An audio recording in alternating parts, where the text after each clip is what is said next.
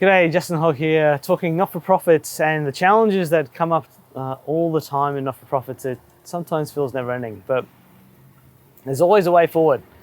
One of the things that has been, I suppose, whether it's coming out of COVID, but one of the things that's happened a fair bit in the last 12 months is being involved in not-for-profits dealing with CEO transition. Now, two things out of CEO transition that I think most of the people will agree with are pretty much facts, undeniable truths, is one, the CEO in a not-for-profit is the most important person in the organization. In terms of skill set, bringing the organization, moving it forward, that CEO is so pivotal in that really they are the key person in an organization. The other undeniable truth, and this is probably even more undeniable, is that one day they will leave. And I think, in my experience, a lot of boards especially forget that's the truth. They are always spending a lot of energy making sure that the CEO is engaged, that they're well remunerated, that there's a plan for them to stay with the organization, that they're doing what they can to make sure that they maintain their tenure with the organization.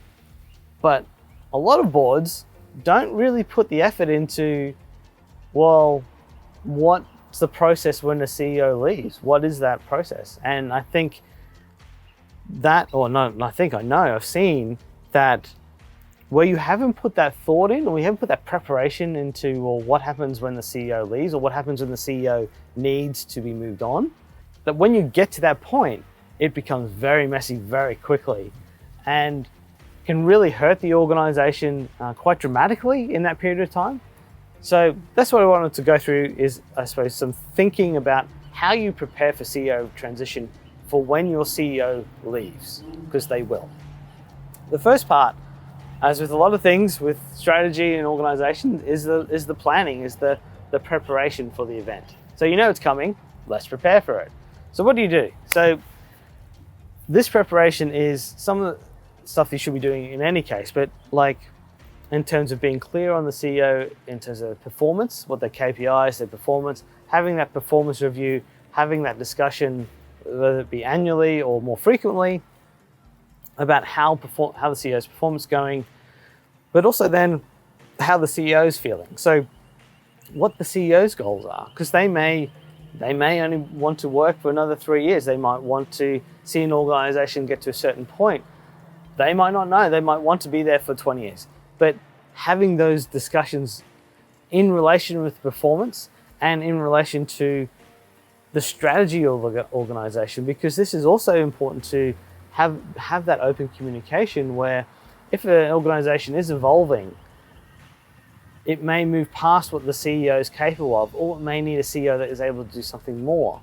Now, that is an important conversation because sometimes you can evolve your CEO with the organization if you know these challenges are coming, through training, through how you build your executive team, through even just some ad hoc consulting to help the CEO of the organization gain that knowledge that they need to keep growing, rather than getting to a point where the CEO is no longer capable and you have to get rid of them. So part of that preparation can also sometimes extend that the time until that you hit that point where the CEO needs to go. You can also look at with that capacity within the organization. I mentioned the executive team. That's an important aspect. Sometimes the CEO, there is value in terms of their figurehead, in terms of they're the image of the organization, especially in philanthropic circles. Quite often the CEO can be that person who has that network, but building that executive team around them that one can fill their gaps so they can continue to do the things that they're good at is one very important aspect, and that helps the continuity of the organization when the CEO does leave. The other part of that is making sure that even if the CEO is that figurehead, is that that philanthropic area or has the contacts, that you build within the organization the ability that the CEO isn't the sole owner of things, so that you identify everything that the CEO does and make sure that there's someone in the executive team or in the board who is also across those things, so that if the CEO, because sometimes the CEO leaves suddenly, sometimes they get ill, sometimes they just up and leave, or there's an issue that happens that the CEO needs to step out of the organization for a period of time. You want to make sure that you've got that cross coverage of their role, even if it's not necessarily the leadership aspect, but at least of the technical stuff and the contacts spread amongst the executive team and the board, so that they're not becoming an indispensable part of the organization. The last thing that people could look at in terms of preparation is the contract. You got the CEO, what's the notice period, what are those, what are the mechanisms of termination. Now, yes, these are important and you should definitely make sure you're clear on what they are in the contract.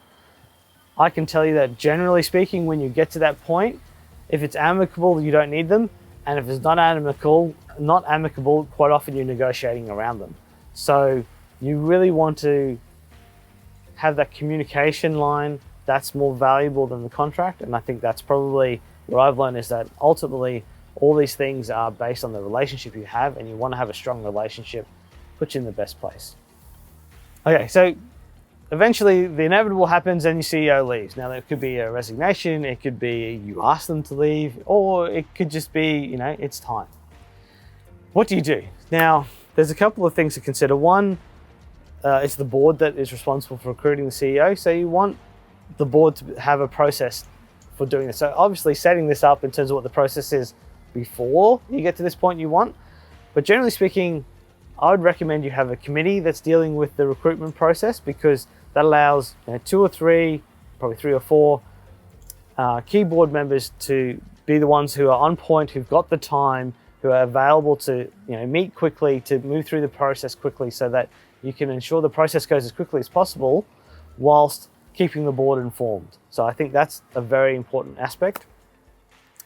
The other aspect I would say is, because the CEO is most likely the most important person in your organization, again, using a recruitment specialist or a recruitment firm is worthwhile, because it gives you a greater pool of people. You're dealing with people who are able to help the recruitment process go quicker. Yes, it will cost you money, but ultimately you have a better chance. It doesn't guarantee you anything, but it gives you a better chance of finding the right person to be the next CEO. And the last thing, and this is probably the one that boards grapple with the most, is what do I do with the CEO position if there's an intervening period where there is no CEO? So, and quite often a recruitment process will take 3 months. So even if you have notice, you may not be able to cover that period of recruitment. So what do you do? Well, if you've got an executive team, there is an option to have no CEO. Now, that would probably require one or two of the directors to get more operationally and have more touch points with the executive.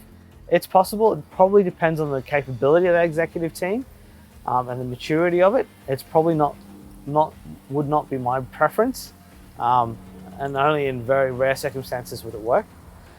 The other option then is, well, why don't we promote one of those executive team members to be an interim CEO? Now, that seems, and that quite often feels like a quick fix. You've got someone who's been acting as 2IC, or who's potentially able to step into that void for a period of time.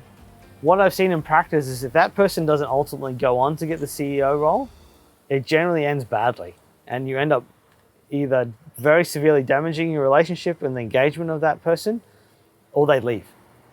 So not only have you lost your CEO, you've then lost the next best person in terms of taking that CEO position. So, and obviously that angst, that having someone fill that interim CEO position then doesn't have a good handover. It doesn't actually fill the need that you were wanting it to fill. What I've seen work best is where you have an external person come in and provide that interim CEO position, because it's a contract relationship. They're not wanting the CEO position, but they've got you're able to find organizations like what we do, who are able to provide that person who has the leadership, has the strategy or understanding, knows how to work with the board, can step in, hand over from the existing CEO, maintain the organization, and then provide a clean handover to the new CEO. This also then allows that person to be drawn on by the new CEO if they need it. Whereas an interim CEO internally who might have left, you lose that. So that situation tends to work better. Again, it's probably a little more expensive, but I think ultimately for the limiting the disruption to the organization and maintaining that continuity, I find that's the best option. And then lastly, new CEOs here, what do you do now? Well, you start the preparation for them leaving. So within the first 3 to 6 months, like you should be setting the KPIs, the expectations of the new CEO. Part of that, and part of the recruitment process is, what are their goals with working with the organization, which should speak to when they think they'd probably be stepping off. Well, start the conversations again with the succession planning, the KPIs, performance management, the strategy or organization. It all just starts again, ready for the next time that CEO will leave the organization. So it's a really interesting topic. It's a really hard situation to go through. And if anyone does need some help or wants to have a conversation about CEO transition, more than happy to do that. Otherwise, if you're looking for some more information on not-for-profits and governance, feel free to check out our YouTube. We've got a fair bit of information on there and free content that you might find useful. Otherwise, thanks for your time today. It's been a pleasure. It's Justin Hogg from RightSource.